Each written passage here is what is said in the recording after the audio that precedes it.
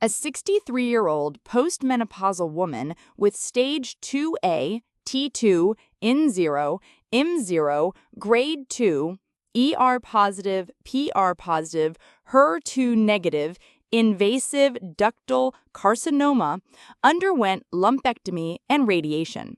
She was initiated on anastrozole 1 milligram daily.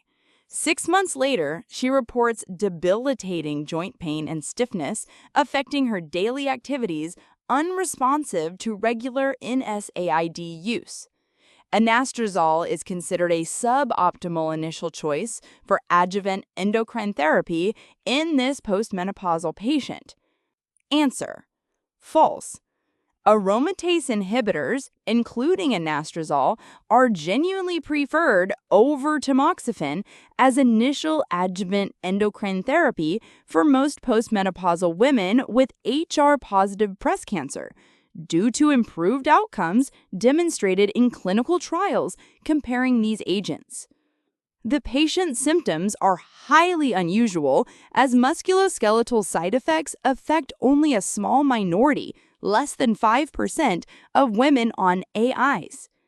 Answer: false.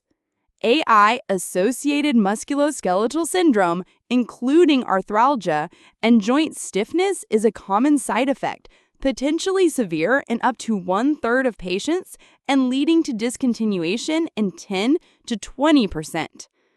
If the patient discontinues anastrozole due to intolerance, switching directly to tamoxifen is the only recommended next step?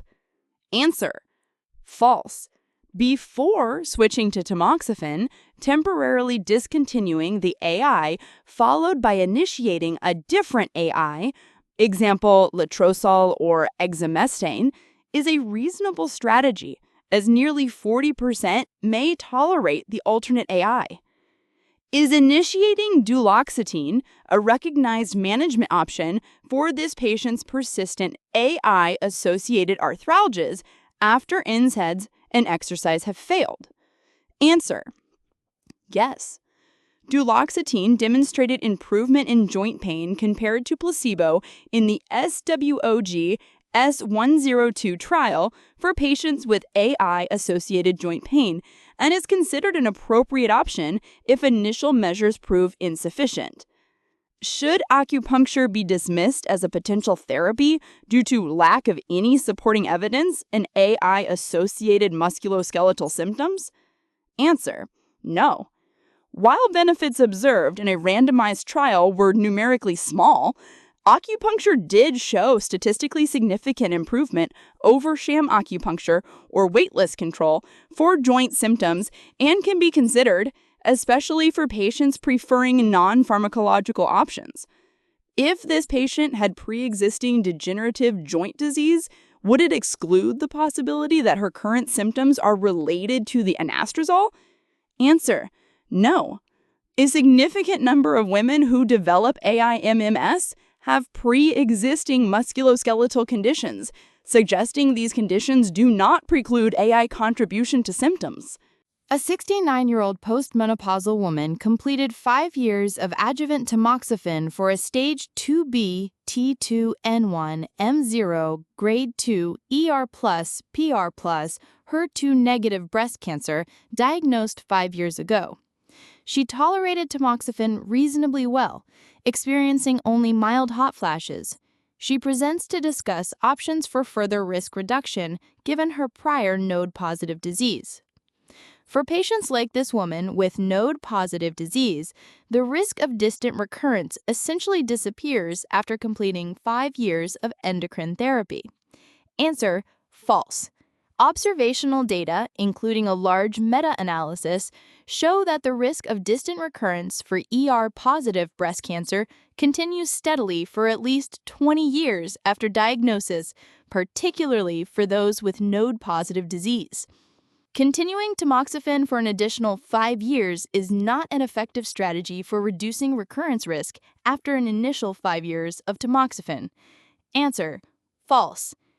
The ATLAS and ATTM trials demonstrated that extending tamoxifen to 10 years, an additional 5 years, reduced the risk of recurrence and breast cancer mortality compared to stopping at 5 years.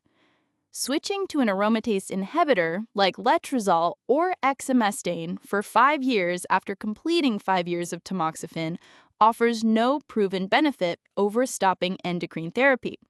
Answer: true. Trials like MA.17, letrozole, and NSAPB33, exemestane, showed that switching to an AI for 5 years after 5 years of tamoxifen improved disease-free survival compared to placebo. Is extended endocrine therapy generally recommended for consideration in patients with prior node-positive disease who have completed 5 years of initial endocrine therapy? Answer: yes. Due to the persistent risk of late recurrence, especially in higher-risk patients, including node-positive disease, extended endocrine therapy beyond 5 years is an option often pursued. Does the available evidence suggest that an AI is definitively superior to continued tamoxifen in the extended adjuvant setting after an initial 5 years of tamoxifen? Answer: no.